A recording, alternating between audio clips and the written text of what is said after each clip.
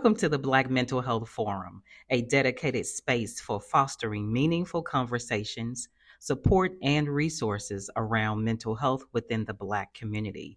Our forums aim to break down the barriers of silence and stigma, providing a platform for open dialogue, shared experiences, and valuable insights. Whether you're seeking guidance, resources, or simply want to engage in a supportive community, you're in the right place. Together, let's nurture a culture of understanding, compassion, and empowerment. Thank you for joining us on this journey towards mental health well being. Good afternoon. Welcome to another episode of the Black Mental Health Forum. Today's episode is a good one. The name of it is Self-Sabotage is Worse Than the Devil, making sure your thoughts are your thoughts. We have Dr. Nicole with us today she will bless us with the information we need so we can stop self-sabotaging ourselves.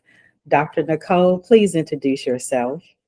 Hello, everyone. My name is Dr. Nicole Bramwell, and what can I tell you? I am a graduate twice over at Howard University, so undergrad and medical school. And so I've been a doctor for 30 years.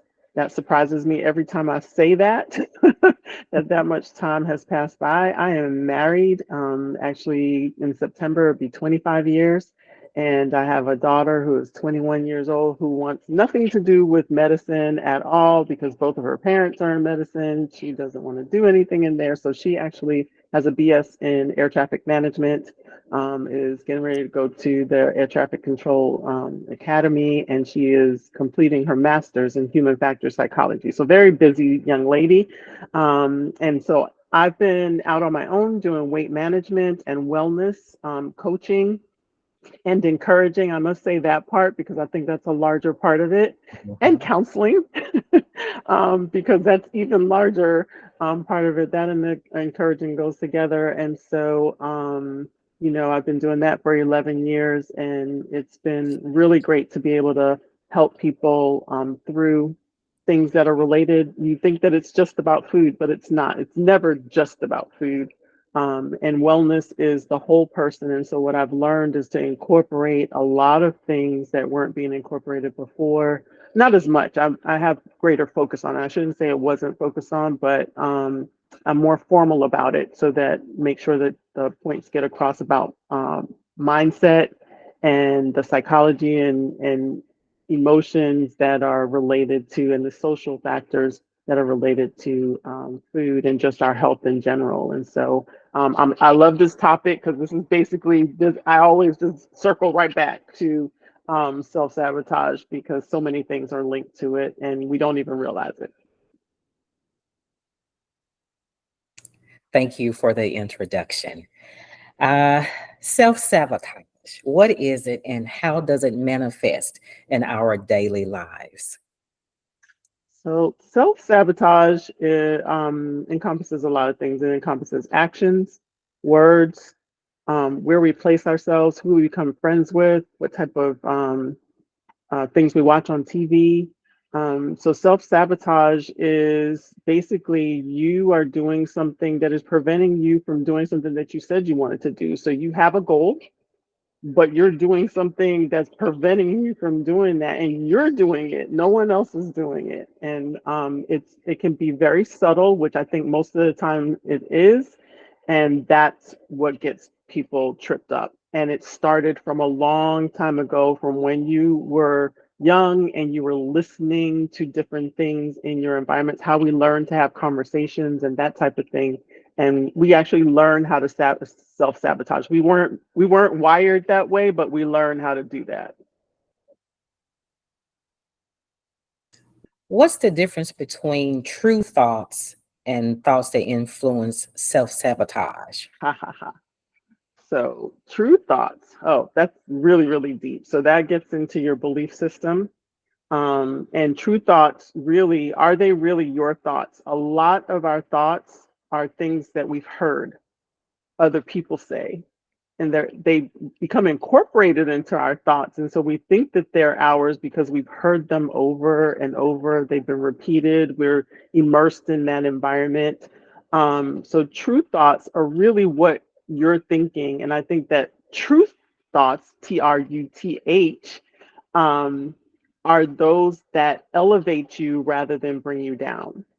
And so when we're talking about whether or not they're your true thoughts, your true thoughts should elevate you, should take you to where you want to go, and shouldn't pull you back, shouldn't bring you down, shouldn't degrade you, shouldn't give you. And that's biblical, actually. You know, you should think as God thinks of you, right? And if He can think greatly of you, then you absolutely should think greatly of yourself. But we have so many things that come at us and that are more in our ear than us being in our own ear, that that's the sabotage right there. That's one of the external sabotages. Thank you. I think that leads us into the next question. What are some common signs that someone is engaging in self-sabotaging behavior? Okay. I think that if you feel like you're circling the drain, and what I mean by that is you think you're pushing towards something, but you feel like you're actually in place, like you're never moving forward. And actually saying that in itself is self-sabotage. I'm stuck. I never get anywhere. This always happens to me. Um, so, and we can still be accomplished in a lot of things, but in doing that accomplishment, even getting a degree, moving up in your job and what have you, we have thought all of that, but those things fall into things that are acceptable within society, right?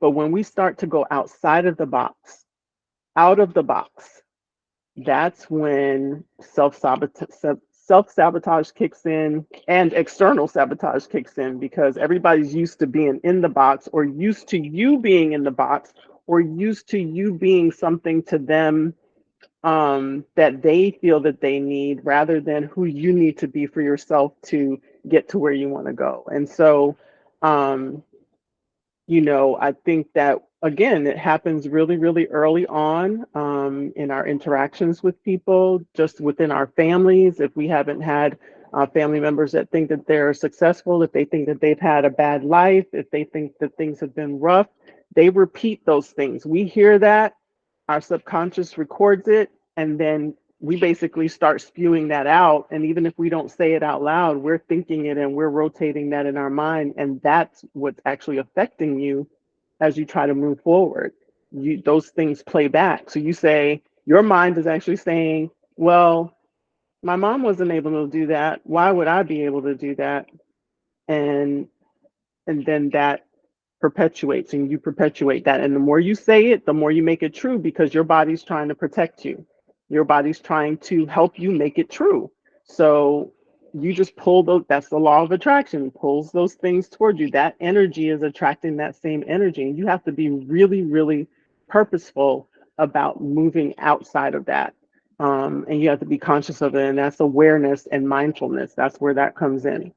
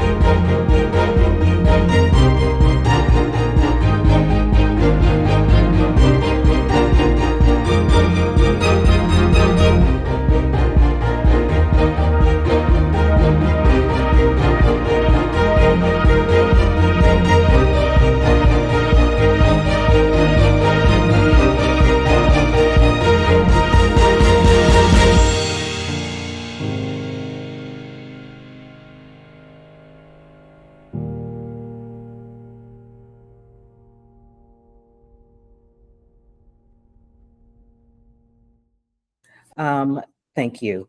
As you were saying earlier, um, feeling stuck. Now, I know that, is there a thin line between acknowledging your emotions and self sabotage? Because I've said that just within the last few weeks, I'm feeling stuck. Right. So I'm learning from my lived experience is child trauma. So I went through my adult years not acknowledging my emotions, sitting on my emotions.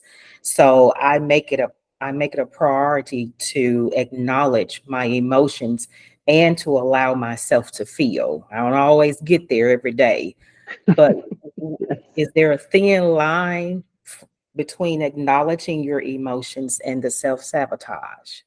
I think that there is. I think I don't know if it's a thin line or just that being self-aware and knowing how to get yourself from that space is where we are. So I think acknowledging it, yes, you need to acknowledge that you feel. No, you don't want to squash down your feelings because all that does is just it will build up and sooner or later it will bubble over. But Mhm. acknowledging it and then replacing that is the difference. Okay. So you acknowledge it. Yes, it's there. I feel like this, but I don't want to feel like this. I know that I can feel better. I know that that's not happening to me anymore. Different things like that that can gradually move. And it's not a big jump. You can't make a quantum leap. If you spent time feeling a certain way, you can't just all of a sudden say, I don't feel that way, and then move. You have to be mindful and aware of it and move through gradually to get to the point where you start replacing those thoughts and those feelings. And it will happen faster over time. So the more you do it, so at first, maybe you felt like that for, I don't know, a week.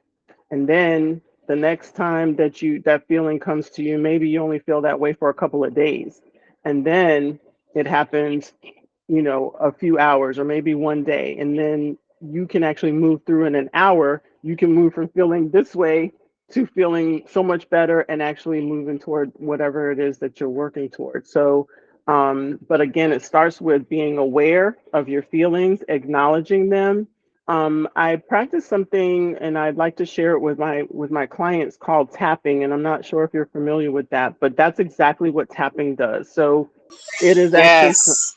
something where you actually acknowledge what's going on with you, and you are tapping on your energy centers. So it's at different spots, and we can share that with the audience, like afterward, send them something. But as you do that, you acknowledge what's happening with you, what you feel, and then you start to replace it verbally out loud with what you want to happen, where you want to be, how you want to feel. So it'll be something like, I know that this situation feels so horrible right now. I'm just feeling really sad. As a matter of fact, I'm probably angry, right? And you're tapping here. This is one of the centers. It's like, call it, this is the karate chop. And then you'll start to move around the different centers. You have one here and you have one here, and you move around, and then you start saying, but I know that today is going to be a better day. Today I'm just going to worry about today. Think about get feeling better today. What can I do? I can feel better today. Yes, I have a pleasant memory about whatever. I, I'm going to think about that. Wow, I was really happy then when that happened. That was a really funny situation when my mom wouldn't get in the bed. That's actually something really that I used my mom when I was taking care of her, trying to put her in the bed, and she's doing something, and she's like, what's that over there? There's something, what's missing? And I said, you're missing from the bed. And she fell out laughing. So that makes me, when I think of my mom and I miss my mom, that's something that brings me back. So I was like, oh my gosh, she was so funny. And even when we had bad situations, we could always laugh. And you start replacing that with, so you've acknowledged how you felt, you're not ignoring it, but you're also not staying there. And when you do that tapping, you'd be surprised. Like doing on those energy centers, the first time I did it, I was amazed. It actually makes you feel better. You feel better just doing that. And so I try to share that. It seems like it's weird, and I have to tell people it's nothing religious or non-religious. It's just a technique. And you have energy centers in your body. That's a physical thing. But it's so hard to talk to people about that because we have this crossover in religion. Oh, it's not of God. Well, everything on me and everything in the universe, as far as I'm concerned, is of God. And so that's where I start from. And but again, that has to do with what your belief is, what your belief system, and what you've done to reinforce and what's been done to reinforce you believing that over time. And you have to be aware every day. It's a daily thing. Because we're bombarded by so many different things, people saying negative things, saying things that have happened to them and just reliving it. And how can you move forward if you just keep staying in the past and reliving hurt? It's not, I'm not saying that it's easy. Let me tell you, because I've been through enough hurt for sure. Injustices are a big thing, when you feel like you've been violated and that you have been served unjustly, that's a horrible feeling. And I've been there way more than I could even express right now. But you can't stay there. Like who does that serve? It doesn't serve you to stay there. And so yeah, so that's I hope I answered that question. I just went all the way left or No, right, you did. whatever. You're good. And I appreciate it because this is something, um, this podcast is specifically for the Black community and even more specifically the Black church. And I love it when you said, it's difficult talking to basically us as believers because we have this mindset that everything is a sin, Yeah. um, or everything is not of God. And one thing that the Lord is pressing upon me is Romans 12:1 and 2. Let this mind be in you that was in Christ Jesus. And the Lord showed me that requires a mind shift. Mm-hmm. We are in this mindset that everything is against God, everything is a sin. Mm-hmm. And even our relationship with the Lord is even at a Mm-hmm. halt because we refuse to come out of the thinking to adopt what he is saying that we need to think of. And that is the part of the purpose of this podcast is to reintroduce mental health to our community. Let us know that is never meant to replace Jesus and his healing power. It is a resource that we can use. And one of the things that I always say is if you feel comfortable with going to the doctor for your diabetes and high blood high blood pressure and ingrown toenails, what's the difference between going to see a therapist, someone that's going to be able to give you healthy coping strategies? Because we're all plagued with stress and emotional turmoil, and a lot of times we don't have people we can talk to. So now we're holding everything in, and I thank you for opening that up because in order for us to be a healthy people, we've got to come out of this mindset that we're in.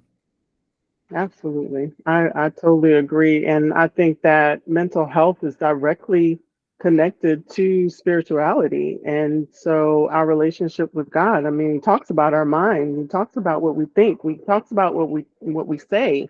So how could it not be connected? And I think that everybody needs a therapist, first of all, because you need an objective person that has no skin in the game to just say whatever you have to say, even if they don't say anything back. Unloading whatever you're carrying around is so freeing.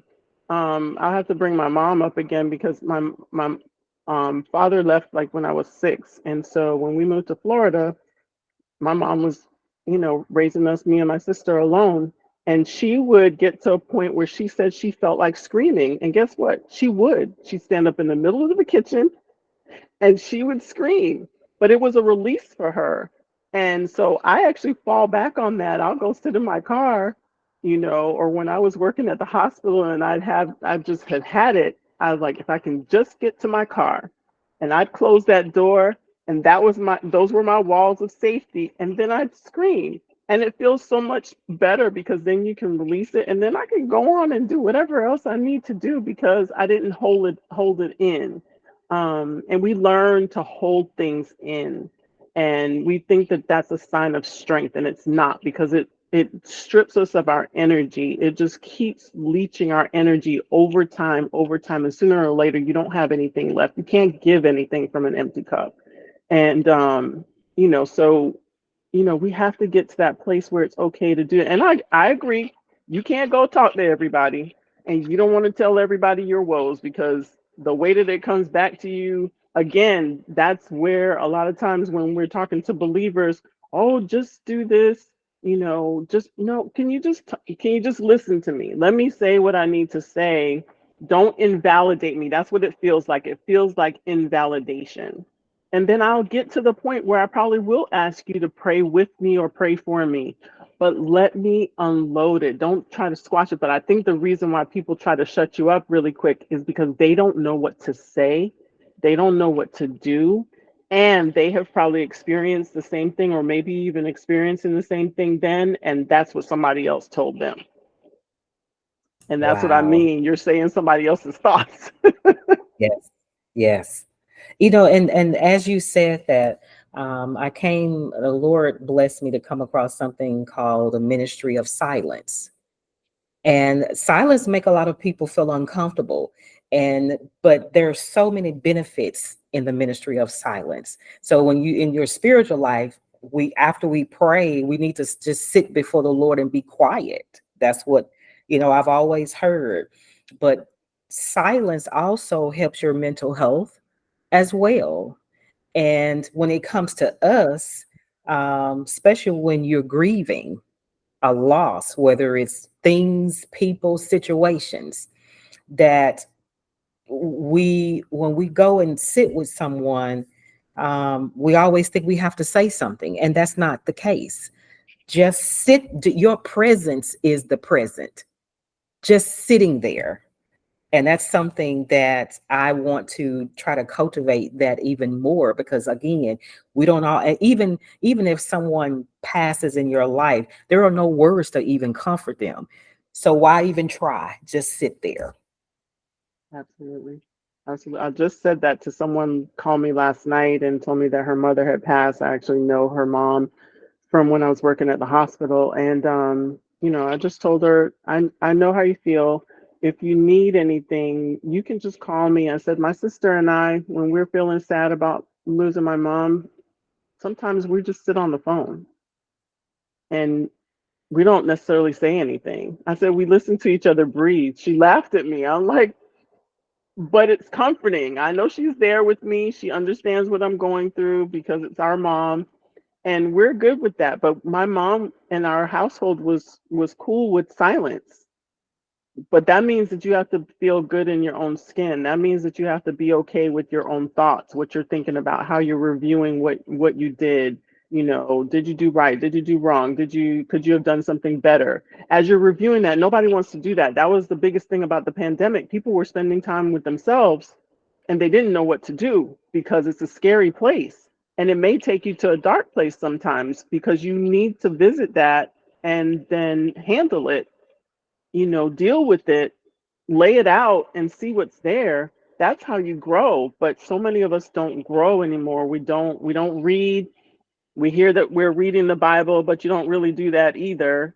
Um, but you should read other things, because a lot of the success books that are out there, personal development, are based on biblical principles. They're just saying it in different ways because people need to hear things in different ways in order for it to help them. So one book may not help you, but it may help me.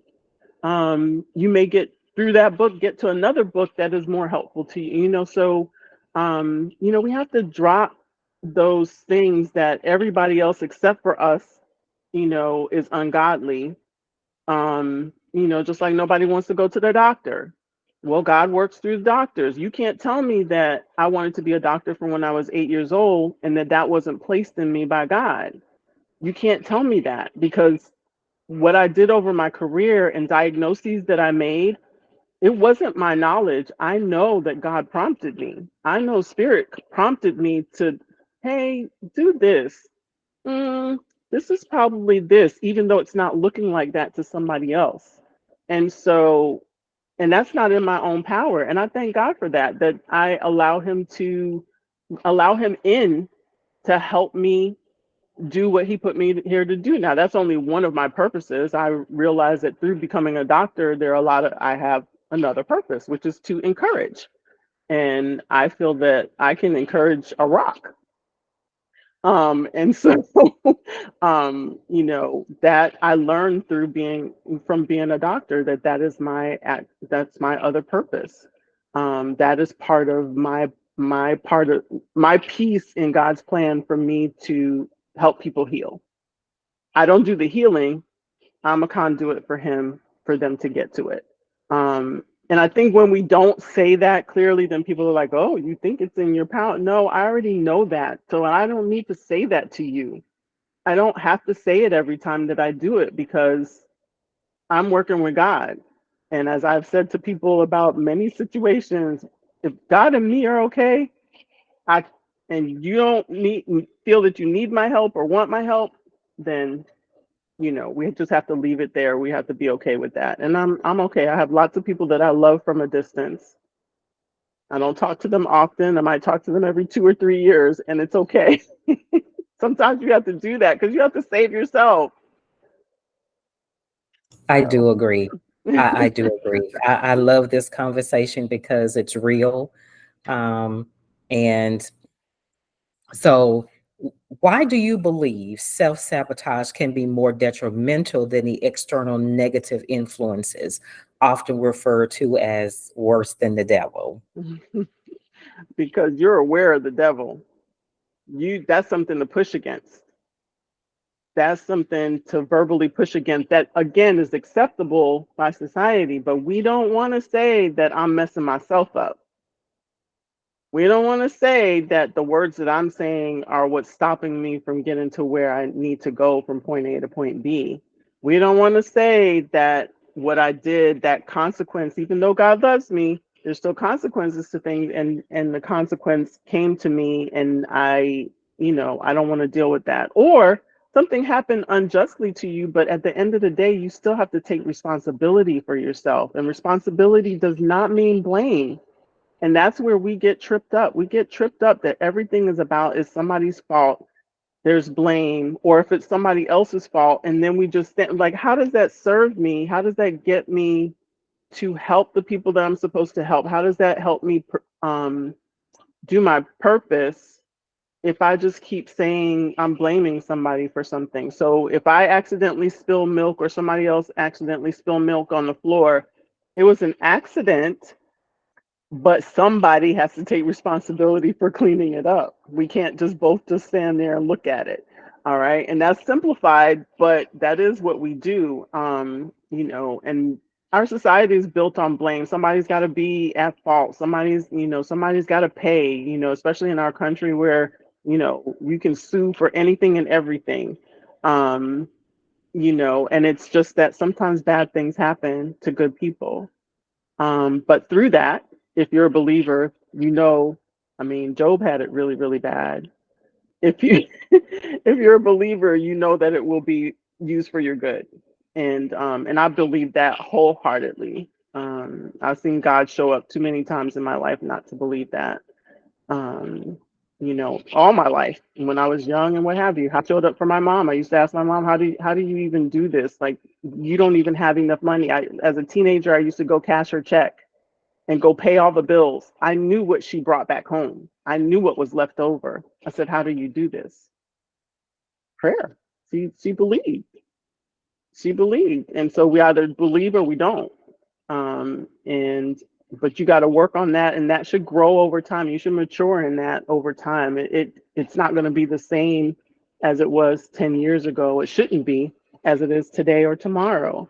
So we have to be mindful of all those parts of our life, and that's what affects our health, our mental health. And then once your mental health is affected, stress is crazy.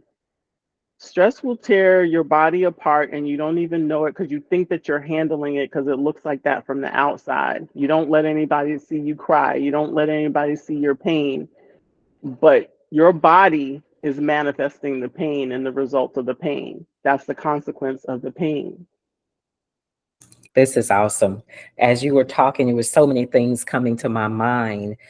Something that, because I'm a Tennessee certified peer, and I was working at a nonprofit, and I was working with someone, and they always said choices and options, and that's something we do have. Sometimes we think we don't have choices and options, but our choices, like you said, we have to take ownership of those things. And along the lines of forgiveness, we don't want to forgive, and not even ourselves. And so when you choose not to forgive, and I just heard somebody say this again yesterday, it's like drinking poison and hoping the other person die. And I'm like, wow, that Yeah, is profound. it is. It's scary. It is. So, forgiveness, and I think forgiveness is what they say, not for the other person, it's you. It's for you, to help you heal emotionally, physically, spiritually. But until we make the choice to do these things, Yep. we remain stuck. It's up to you. It It's really up to is. you. And that's the hard part because you're like, why do I have to? You know, and I always say, when you know better, you have to do better. That's the charge, right? When you have more, you have to be more responsible. You have more responsibility. When you're given more, when you're blessed more, that's the scary part of being blessed, right? Because then what are you going to do with it, and how do you move forward with that? And and I'll just share with you. Maybe it's the right spot to share it or not, because I want people to, when they listen to this, know that I have credibility from a personal standpoint of what I'm talking about. So, a couple of things. One is that I survived an abusive marriage, my first marriage. So, I could have just given up on love, on having another relationship, what have you. And the scarier part of that is I was not scared. So the typical thing that you see on TV and what have you, it wasn't because I was fearful. But then I got to the point, why would you stay somewhere where you think that you have to fight? Why do you even have to prove that you can? That's ridiculous, right? So I had to get to that point and take responsibility for myself. Like, no matter what anybody said, what they thought about it or whatever, I had to get out of there. I had to save myself, and I did everything that I could. And I did. um the second thing is even more drastic, I think, because it has affected me more recently, is that 6 years ago, 7 years ago, 6 years ago now, something happened where when I started my business, after I started my business, I guess it's longer than that. Wow, time is really going by. So I will say 2017. So in 2017, um, I had a business relationship with a pharmacist, who then was doing something that was not lawful. Um, they came after both of us. They tried both of us, and actually even a third person. The jury found all of us guilty. Um, and this was by association. Talk about violation professionally, personally. That I just told you that my dad abandoned me. Here it is now. Another male has now violated me professionally. I told you that I wanted to be a doctor since I was 8 years old. Um, Challenged everything about me. Talking about having to re-examine my belief system, and how that happened. How did I miss it when I call myself insightful? And then being able to trust my intuition again and knowing that I hear from God. All of those things got challenged. And I'm not saying I don't even go through some challenges now sometimes when my back is up against the wall, but I came out of that, and I know God showed up there. He showed up for me. The judge was merciful to me. for what had been presented. I was not represented very well by my lawyer. Can I live there? I could totally stay in that space. The first thing that I did when I was sitting in that courtroom before even any judgments or anything came forward, I forgave the pharmacist. I forgave the prosecutors that were coming after me. I forgave the lawyer after the fact. I forgave him for not putting up a better defense and doing a better job. All of those things, because I had to release that. Otherwise, I could not move forward. I will tell you that since that has happened, and even something happened, they continue to come after me. I did a probation and what have you. I finished everything for like almost 2 years, and they came after me. They had appealed that and actually made me have to go to a camp. And I went to a camp, and the judge had to send me. Otherwise, they were going to put it in front of another judge, and I probably would have gotten longer. That being said, again, God showed up. I got 14 months, went in there. They told me it's 12 months. I left in 4.5 months. Okay, that's God. And when I went before the person that was giving me the date that I was supposed to go home, she said, "Wow, you stayed under the radar." And I was like, "Yeah," because I stayed connected to God. Me and God were on that track. I walked that track every day. But I'm saying that to say, I know how it feels to be in that spot where I'm like, what else? But the first night that I spent after my initial check-in, I laid down and I said, God, this is not fair. Why did this happen? And he literally, he said it wasn't fair what they did to me either. That's it. Game over. Who am I? Right? So, I've lived that and I'm still recovering through that. That's why I can speak so frankly about this. And I know that there's power in your thoughts, there's power in you working on yourself and making sure that you are doing what you're supposed to be doing and not just living somebody else's life or living in the past and not letting go of it.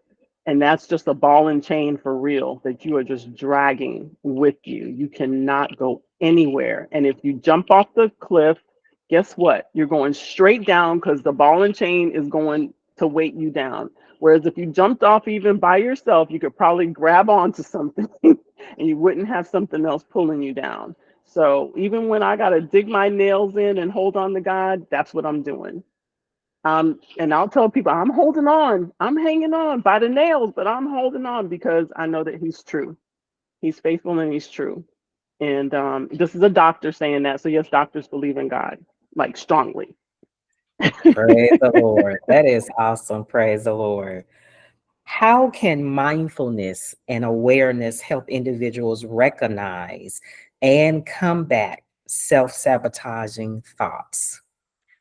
So that comes back to your forgiveness, right? So mindfulness is when you are acknowledging your moment, but not judging it, and one way or another. You're not saying it's great, you're not saying it's bad.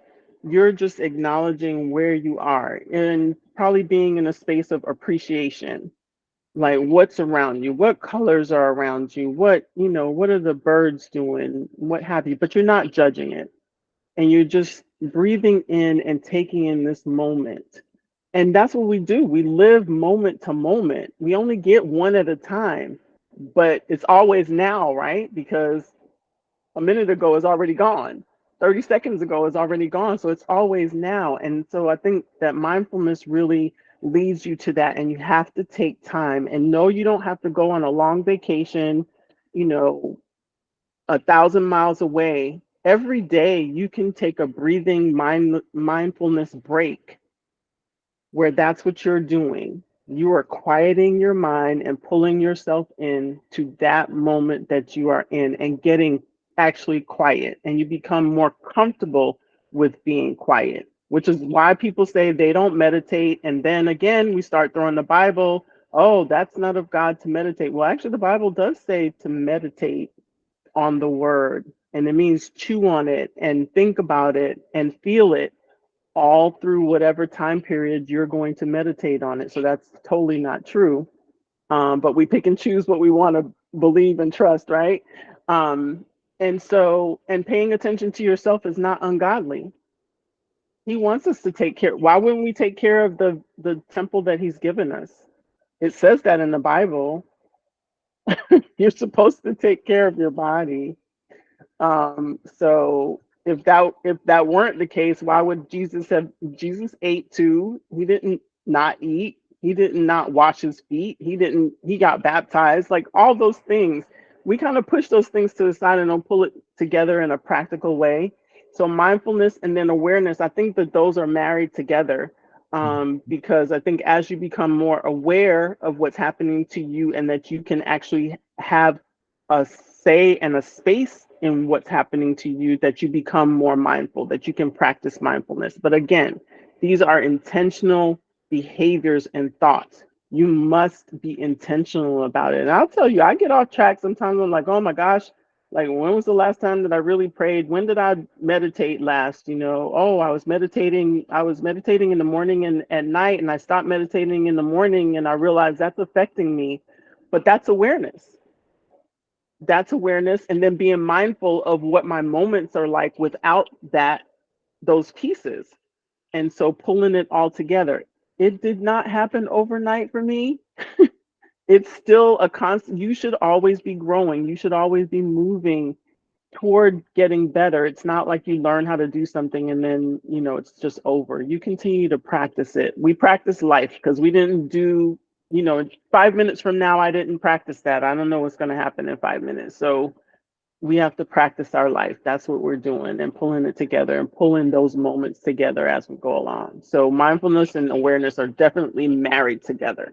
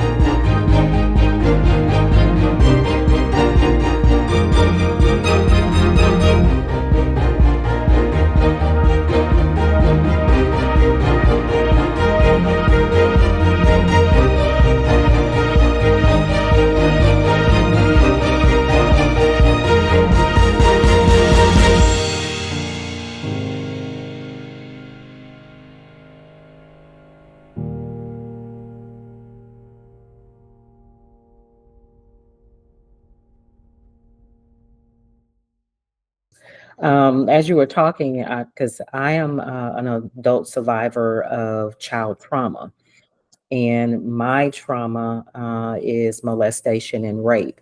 And I highly, highly advocate for mental health, therapy, counseling, because I don't see anybody coming through that without counseling. But I tell people, first cultivate your relationship with the Lord, add therapy to it, and then of course the self-care. So it's a choice, and it's an intentional choice every day. And so I know that therapy and counseling can help with the self-sabotaging thoughts. And but as long as we leave that wound unattended or keep trying to put band-aids over a wound, we're going to remain in the same place. And so I'm thanking again. I thank you for this awesome episode, because these are hard conversations that Black Mental Health Forum is tackling. But somebody has to. We can't keep shying away. The fruit of what we're receiving now, all the mental health explosion, is because we constantly ignored it in the past. Mm-hmm. Yep. So if we keep ignoring it, we're going to keep getting what we see. And somebody has to stand up and say, okay, enough is enough. I may not can save everybody, but if I could just save one person from going down that road or even completing suicide, because Mm-hmm. that's another thing that weighs on my heart, is us being in the house of God, going consistently, some of us Yes. still battling suicide thoughts, and even in the pulpit. And there are some of us who are leaving church and actually completing suicide. And it's like, okay, what is going on? So God has commissioned me I guess, church head on. We've got to talk about these things. So what That's advice? commendable. That's commendable because It's, it's not easy. going out. And and when God commissioned me to do this, because he gave me a vision of me going to the churches. But he said, but we're not going to wait on them to call you. We're going to build your own platform, which end up being this podcast. And God has blessed me with so many mental health professionals, Black mental health professionals that are of the God, kingdom of heaven. And I'm like, Lord, thank you. I'm not by myself. So I don't know if I ever get a chance to actually have to go and talk to people in the church. But this is my platform. And what they say, if nobody invites you to the table, you build your own. That's right. That's what God has done. That's right. So what advice would you give to someone who is beginning to recognize that they're self-sabotaging patterns and want to make a change? What type of advice can you give them? What's the routine? So my first thing would be, if you realize that you're saying that your words that you're saying are self-sabotaging, I think that is where you start. There is literature that shows that even if you're thinking something, if you don't allow it to come out of your mouth, it's less powerful. So I think we start there, because even if you have to do this, when you feel it coming, it's something you could tangibly do. And the other thing is, whatever environment you're in, if you hear others doing that, because this is how you're going to change your wiring for saying those things, is that you have to change yourself and you have to change where you place yourself. So, and that includes TV and radio too. I know that's going to hurt because we love our TV. Um, but you have to do that. But I think you start with yourself, and physically. When I started really paying attention to my self-care, like taking my time and meditating and taking time to think, just sit there and think, I literally was holding myself down on the couch if I thought that I needed to go. Oh, it popped into my head. Oh, I got laundry. Oh, I could go dust this. Oh, maybe I should walk the dog. Just all kinds of things in your mind because you're just so used to moving. And the movement's not necessarily good for you because it's preventing you. It's actually a coping mechanism that you put in place to not sit still. And that's when I was dealing with my heaviest issue that I shared. And so I literally, I would hold on to the couch to make myself not move. And then I was able to progress from that. And I would lay out and take a nap or something. And I'd lay there. But then if my husband came in, and not that he was saying anything, it was me, but I felt like I needed to. So I would make myself lay there, again, holding on. So I think that you have to initially be pretty concrete with yourself to do that. And then start reading some things so that expanding your mind, reading is going to expand your mind. Even if you do the audio books or whatever, do something that's going to change the thoughts that you're having. Do something to build yourself up. Read a book on affirmations. Go to YouTube and listen to affirmations. Whatever, but start pouring good stuff into you because you have to rewire that wiring that's in your brain right now. And it can be done. It's been proven it can be done, but that track is so worn right now that you have to be very, very intentional about it. And it will get easier, and then you'll have resources. And if you need resources like books, any videos that I would recommend or people I would recommend for you to listen to, please, reach out to me. Definitely, Carolyn can share my contact information, and you can reach out to me. We have books everywhere. Me and my husband have duplicated books everywhere because he's reading the same book, I'm reading it. So we have 2 copies of almost every book that we've ever read, which is crazy around here. But anyway, and I have Audible. I listen to Audible so that when I'm not able to physically read a book, that I can listen. And I shared that camp experience, and believe me, it wasn't camp. It was definitely prison. It just wasn't. There just were no bars or fences, but it was definitely confinement. I read 14 books in a 4.5 month period because I needed to make sure that what was going on up here was positive and moving me out of there, and that I did not stay, even though my body was confined, that I didn't let my mind be confined. And that's really, really hard to do.